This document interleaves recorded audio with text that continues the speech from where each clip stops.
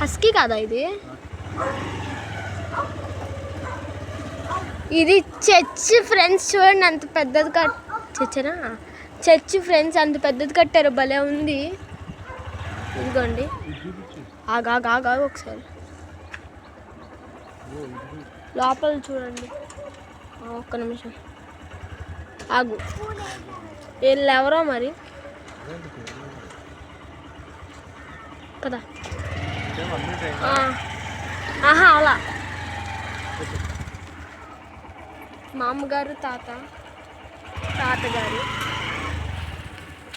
లోపల ఇల్లు చూడండి ఎంత బాగుందో ఫ్రెండ్స్.